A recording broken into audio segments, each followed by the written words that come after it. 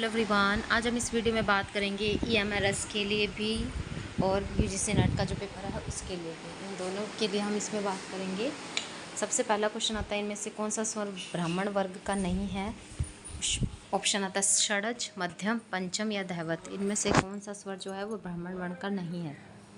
कौन सा स्वर जो है वो ब्राह्मण वर्ण का नहीं आता। धैवत जो है ये ब्राह्मण वर्ण का नहीं है, शूद्र आता है। रे धाव जो होते हैं ये शूद्र वर्ण के होते हैं। ठीक है।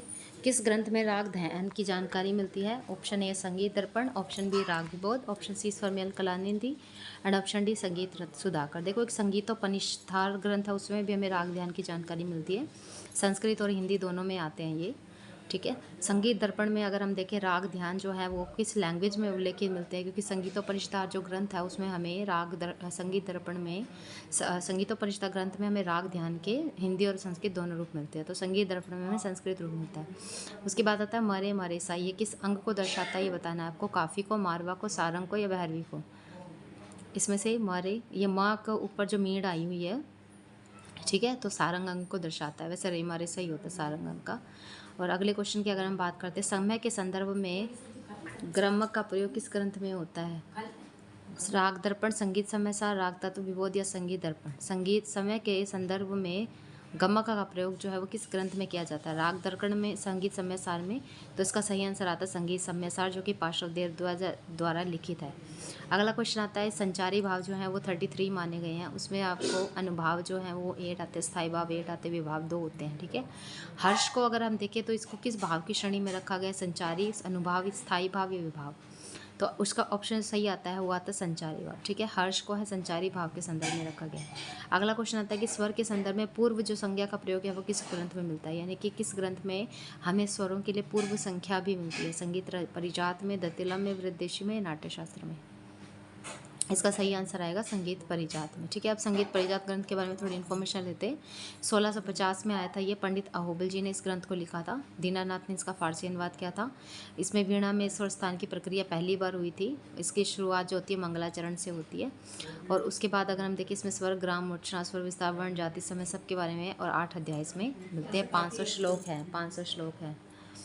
इस भाग में अगर हम स्वर अध्याय में देखें तो इसमें हमें संयोग से नाद की उत्पत्ति मिलती है। 2 उसके अलग अलग रूपों की जानकारी मिलती है। 22 श्रुतियाँ मिलती है। 5 श्रेणियों में विभाजित है। सामा को ब्राह्मण, रेधा को क्षत्रिय और गानी को वैश्य कहा गया। षडज, मध्यम, पंचम जो है ये ब्राह्मण वर्ण में आते हैं। ठीक है। और सरसों और रंगों की बात करता है। दूसरा आता है ग्राम अध्याय। इसमें हमें 2-3 ग्रामों की जानकारी मिलती है। अहुबल जी ने 3 ग्राम के बारे में बताया है। ठीक है।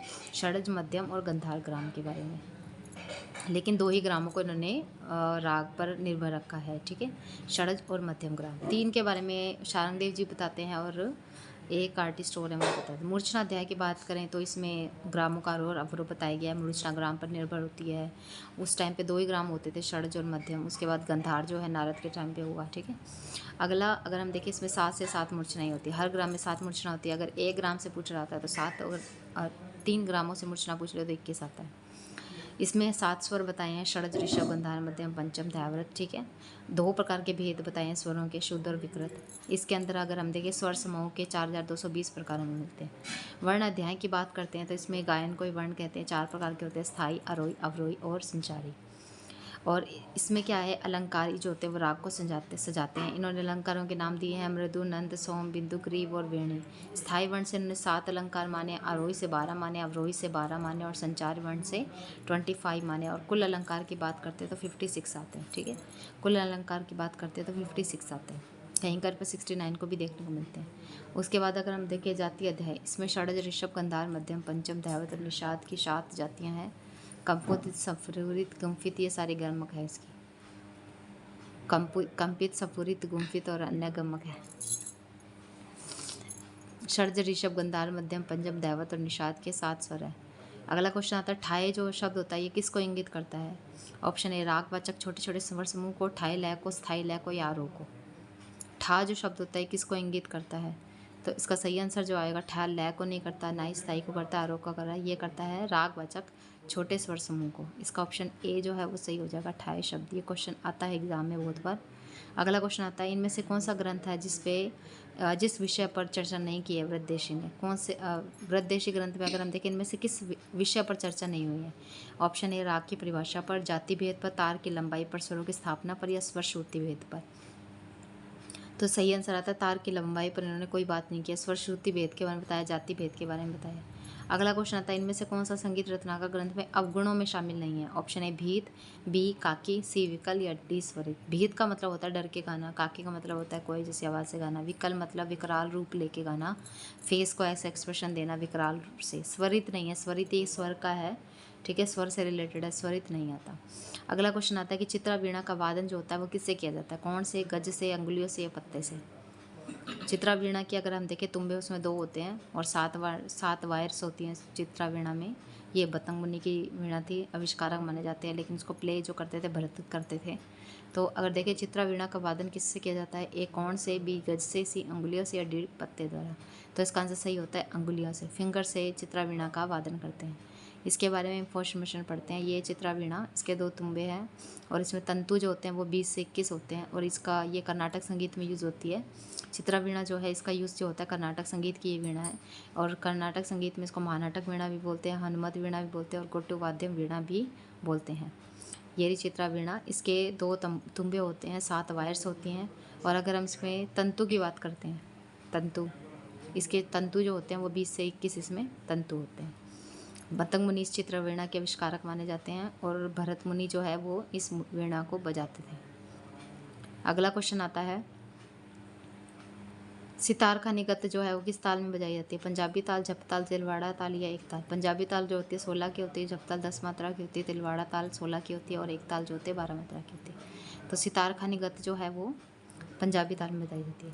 ये यूजीसी नेट का क्वेश्चन आ जाता है कि शोध लेखन में किस द्वितीय सिद्धांत के रूप में माना जाता है? यानी दूसरा स्रोत जो होता है, दूसरे सिद्धांत होता है, किसको मानते हैं? ए टीका को, बी मूल्यांकन को, सी उच्चारण को, या डी साक्षात्कार को? तो टीका की हम बात करते ही हैं तो इसका सही आंसर आएगा टीका। टीका यानी कि दूसरी बार अगर आप किसी चीज़ पर शोध कर रहे हो तो टीका उसको बोलते हैं संगीत में।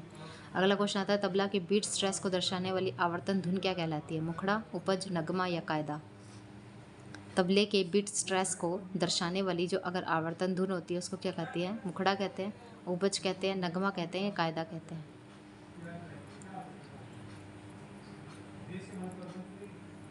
इसका सही आंसर अगर हम देखें, मुखड़ा नहीं बोलते, उपज नहीं बोलते, नगमा बोलते हैं। तबला के बीट स्ट्रेस को दर्शाने वाली जो आवर्तन धुन होती है उसको नगमा कहा जाता है। उसमें देखिए अगला क्वेश्चन देखते हैं, सितार में 3 तुम्बे का जो प्रयोग करते थे वो कौन थे? ए निहाल सेन, इनायत खान, अमृत सेन, या आमिर सेन? सितार में 3 तुम्बे वाले जो सितार बजाते थे कौन बजाते थे वो? ये सेन की अगर हम बात करते तो सेनिया घराने से आते हैं, तो इसका सही आंसर जो आता है वो आता है अमृत सेन। ठीक है, सितार में अगर हम देखें 3 तुम्बे का जो प्रयोग करते थे वो करते थे अमृत सेन। इसका ऑप्शन नंबर सी सही हो जाएगा। सितार में 3 तुम्बे का प्रयोग करने वाले जो हैं वो है अमृत सेन। अभी यूजीसी नेट के एग्ज़ाम्स की तैयारी चल रही है और साथ में टीजीटी वगैरह की भी है। ठीक है, और इन्फॉर्मेशन के लिए कॉन्टैक्ट्स नंबर यहाँ दिया हुआ है।